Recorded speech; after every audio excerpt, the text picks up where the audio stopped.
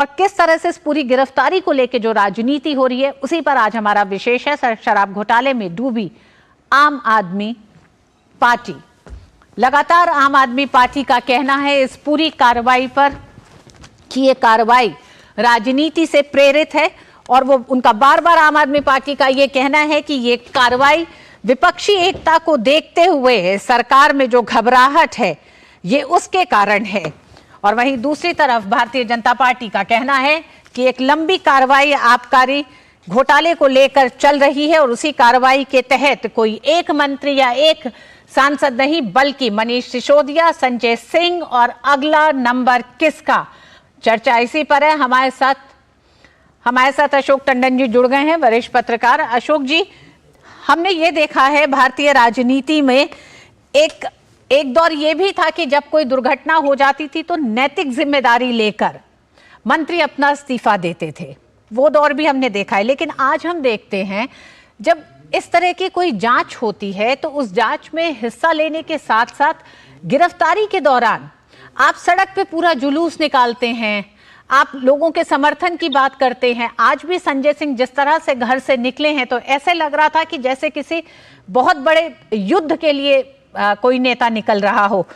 क्या ये सिर्फ समर्थकों को एक विश्वास दिलाने का एक एक्शन होता है, या फिर ये बदलती एक अलग तरीके की राजनीति दिखाई दे रही है? देखिए, ऐसी राजनीति पहले चारा घोटाले में भी किसी जमाने में हुई थी, लेकिन चारा घोटाला हालांकि लंबा समय लगा, लेकिन न्याय प्रक्रिया से जेल में जाना पड़ा। मेरा ऐसा मानना है कि जो भी कोई आपराधिक काम होता है तो जो भी सरकार की एजेंसियां हैं वो अपना काम करती हैं, लेकिन हमारे देश में न्यायालय भी हैं, जुडिशरी है, और अभी मीडिया की स्वतंत्रता भी है। मैं कुछ विपक्ष के नेताओं के बयान देख रहा था, वो ये कह रहे हैं कि ये तो इंदिरा गांधी की इमरजेंसी वाला समय आ गया है। हमें ये भूलना नहीं चाहिए कि जब इंदिरा गांधी ने इमरजेंसी लगाई थी तो उन्होंने फंडामेंटल राइट को सस्पेंड कर दिया था, संविधान को सस्पेंड कर दिया था, न्यायालयों के ताले लग गए थे और सारे नेताओं को बिना किसी आरोप के जेलों में ठूसा गया था। आज जो भी कार्रवाई सरकार की एजेंसी करती है भ्रष्टाचार के खिलाफ, उसमें मीडिया पूरी स्वतंत्रता के साथ उसकी कवरेज कर रहा है और हम देख भी रहे हैं। इसके अतिरिक्त सारे न्यायालयों के दरवाजे खुले हैं। जो लोग न्यायालय गए हैं, दरवाजा खटखटाया है, उनको फिर मैं कहना चाहूंगा कि अभी मनीष सिसोदिया और सत्येंद्र, इनको क्यों नहीं जमानत मिल पा रही है? ये क्यों? या तो वही कहें कि हमारा देश की न्यायपालिका पर विश्वास नहीं है। पूरा देश जानता है कि देश की न्यायपालिका पर सभी देशवासियों को, सभी राजनीतिक दलों को विश्वास है। तो फिर आपके खिलाफ अगर कोई कार्रवाई हुई है, चाहे वो किसी भी आरोप में हुई हो, आपको अगर जेल में लिया गया तो आप न्यायालय जाइए ना, सड़कों पर क्यों उतरते हैं? देखिए, सड़कों से उतरने से देश की न्यायपालिका को आप प्रभावित नहीं कर सकते। अगर सड़कों से उतरने के कारण देश की जो न्यायपालिका प्रभावित होती तो कोई भी जो अपराधी है वो सड़कों पर उतर कर करता। कई हमने देखा, बाहुबली लोगों ने सड़कों पर उतर कर अपना दम दिखाया, लेकिन न्यायालय से उनको कोई भी राहत नहीं मिली। तो आज जो कुछ भी हम देख रहे हैं, अगर संजय सिंह को ये लगता है कि उनके खिलाफ आपराधिक जो कार्रवाई हुई है वो गलत है, तो सबसे पहले तो उनको न्यायालय का दरवाजा खटखटाना चाहिए, ना कि अपने समर्थकों को लेकर जुलूस निकालना चाहिए। इससे कोई न्यायालय प्रभावित होने वाला नहीं है। और सबसे बड़ी बात है, अगर आपकी निचली अदालत में जमानत नहीं मिलती है तो उसके बाद हाई कोर्ट है, उसके बाद सुप्रीम कोर्ट है। तो न्यायालय के प्रति ये जो निरादर दिखाया जा रहा है, ये लोकतंत्र के लिए खतरा है। तो मेरा ये मानना है कि न्याय प्रक्रिया को होने दिया जाए, चाहे वो लंबी है। हालांकि हमारे देश में माना जाता है कि न्याय प्रक्रिया बहुत लंबी है, लेकिन राहत भी मिली है ऐसे लोगों को जिनके खिलाफ गलत मामले दर्ज किए होंगे। तो ये सबसे अच्छा जो मेरा मानना है कि राजनेताओं को अगर उनके खिलाफ कोई कार्रवाई होती है तो वो सीधा सीधा न्यायालय जाएं, ना कि अपने समर्थकों को लेकर सड़क पर उतरें और इससे खामखा में जो एक तरह से लॉ एंड ऑर्डर को भी खतरा पैदा हो सकता है। जी तो बिल्कुल, लोगों का विश्वास बिल्कुल अशोक न्यायालय जी में बना स्टूडियो है, में, उसके लिए आप न्यायालय जाइए ना, जी कौन रोक रहा है? अशोक जी हमारे साथ स्टूडियो में परविंदर सिंह सेठी मौजूद हैं, पॉलिटिकल एनालिस्ट, और हमारे साथ चारू प्रज्ञा भी जुड़ गई हैं, spokes person Bharatiya Janata party. आप दोनों का स्वागत है। चारू आपके पास आएंगे, लेकिन उससे पहले परविंदर जी, न्यायालय पे आम आदमी पार्टी को क्यों नहीं भरोसा है? एक लंबी जांच चल रही है, मनीष सिसोदिया जेल में बंद हैं, जमानत मिल नहीं रही है, 2 लोग गिरफ्तार, 13 मतलब आज संजय सिंह को मिला के 14 गिरफ्तारियां हो चुकी हैं, जिनमें से 3 सरकारी गवाह बन चुके हैं। तमाम वो बातें सामने आ रही हैं, तो विश्वास न्यायालय में क्यों नहीं है? और ये जो तमाम जुलूस निकाल के, विरोध करके, शहीद होने का एक पूरा एक जो अंदाज दिया जा रहा है, ये क्या है? नहीं, न्यायालय पे पूरा विश्वास है, और जितने भी लोगों के पास ईडी पहुंची है या सीबीआई पहुंची है, उनके साथ पूरा कॉपरेशन हो रहा है। लेकिन जब कोई लोकप्रिय नेता के ऊपर इस तरह से वार होता है, तो जो उनके कार्यकर्ता है, ये कार्यकर्ताओं का रोष है, ये किसी ने बुलाकर या इसको कोई प्लान नहीं है। परविंदर जी बस एक बार रोकना चाहूंगी। आपने कहा कि लोकप्रिय नेता, अभी हम संजय सिंह की बात कर रहे हैं, जरा इनके राजनीतिक इतिहास के बारे में भी थोड़ा बताते चले कि कितने लंबे समय से ये राजनीति में रहे हैं और कितने लोकप्रिय रहे हैं। नहीं, बड़े पुराने समय से हैं, और मैं ये समझता हूं कि आम आदमी पार्टी की फाउंडेशन से लेकर और इसको मजबूत करने में संजय सिंह का बहुत बड़ा हाथ रहा है। और लेकिन मैं ये कहना चाहता हूं कि जो सत्ता पक्ष में पार्टी है, वो संवैधानिक संस्थाओं का मिसयूज करके पॉलिटिकल वेंडेटा के तहत जो विपक्षी पार्टियां उनको टारगेट करती हैं, जिनको चुनावों में नहीं हराया जा सकता, जिसको 3 बार दिल्ली के अंदर भारतीय जनता पार्टी को हराया, एक बार एमसीडी में और एक बार पंजाब के अंदर, उन विपक्षी पार्टियों को डेमोक्रेसी के ऊपर अटैक करके डिक्टेटरशिप की जो राजनीति करी जा रही है। जीतना परविंदर जी, ये सर्टिफिकेट नहीं होता है कि आप अपनी पूरी पार्टी की ये जिम्मेदारी ले लेंगे कि कोई भ्रष्ट नहीं है। अगर शराब घोटाला आबकारी नीति में किसी तरह की कोई खामी नहीं थी, तो उसको लागू करने के बाद वापस नहीं लिया जाना चाहिए था। 1 मिनट मैं अपनी बात पूरी कर लूं।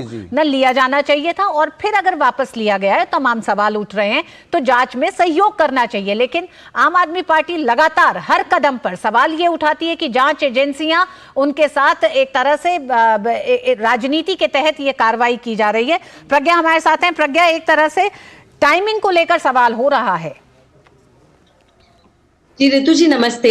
सबसे पहले तो मैं ये कहना चाहूंगी, आम आदमी पार्टी वो पार्टी है जिसका पार्षद हो, जिसका विधायक हो, जिसका मंत्री हो, और अब जिसका सांसद हो, सारे के सारे जेल पहुंच जाते हैं, क्योंकि इस पार्टी को चलाने वाला जो इंसान है अरविंद केजरीवाल जी, सारे के सारे तार जाकर वहीं पर जुड़ते हैं। आप मुझे बताइए, क्या इस पार्टी में पत्ता भी हिल सकता है? अरविंद जी के जाने बिना क्या पत्ता भी हिल सकता है?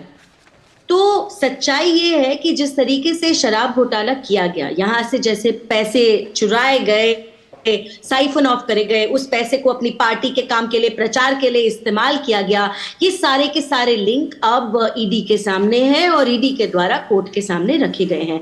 आज बल्कि मैं आपको बताती हूँ, सुप्रीम कोर्ट में ये कहा गया है कि अगर इस पैसे का लिंक सारा आम आदमी पार्टी के नेताओं तक, आम आदमी पार्टी के पदाधिकारियों तक जा रहा है, तो उनको पार्टी क्यों नहीं बनाया गया? और मैं मानती हूँ ये बिल्कुल ठीक बात है, उनको पार्टी बनाया ही जाना चाहिए, क्योंकि इन लोगों ने मिलकर दिल्ली की स्थिति इतनी खराब करी है। और अगर इनकी पॉलिसी इतनी ठीक थी तो उसको वापस इनको क्यों लेना पड़ा? अगर इनकी पॉलिसी इतनी ही ठीक थी तो उसका गणित उल्टा क्यों चलना पड़ा कि बिक्री ज्यादा हो रही है और एक्सचेकर को कमाई कम हो रही है? ये किसको समझ में आता है?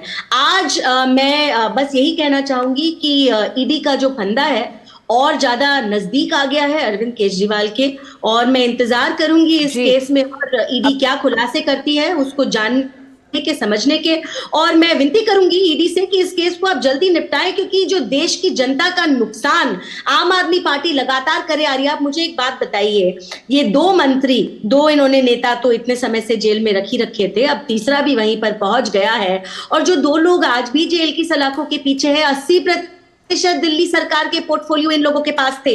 तो मिलजुल कर आप सरकार चलाने का काम नहीं कर रहे थे, आप जनता को बेवकूफ बना के उनके पैसे चुराने का काम कर रहे थे। चाहे आप दंगे फैलाने की बात हो या शराब घोटाला करने की बात। जी प्रज्ञा जी, परविंदर जी, सवाल ये भी कहे जा रहे हैं कि दिनेश अरोड़ा की जो नजदीकियां, जो दिनेश अरोड़ा ने ईडी को बताया है, सीबीआई के पास तमाम ऐसे सबूत हैं जो मनीष सिसोदिया के खिलाफ है और लगातार उनको इसीलिए जमानत भी नहीं मिल रही है।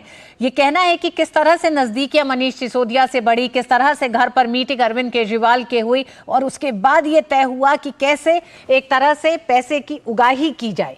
नहीं देखिए, ये तो अभी जांच चल रही है। एक हाँ, पैसे ये की आरोप रिकवरी, ही हैं, जी। ये आरोप हैं और जी। एक पैसे की किसी के पास से कोई रिकवरी नहीं है, पहली बात। दूसरी बात यह है कि अगर आप इनको टारगेट करने की प्रयास कर रहे हैं, अभी जितने बीजेपी के प्रवक्ता वो यहाँ के ईडी के अफसर बन जाते हैं और वो पूरी तरह से आप किसी को आरोपी सिद्ध करने के लिए आपके पास क्या सबूत है? नहीं, अभी तो ये जांच चल रही है। आज ईडी ने 10 घंटे की पूछताछ की है। बिल्कुल परविंदर जी, 10 घंटे की पूछताछ की है।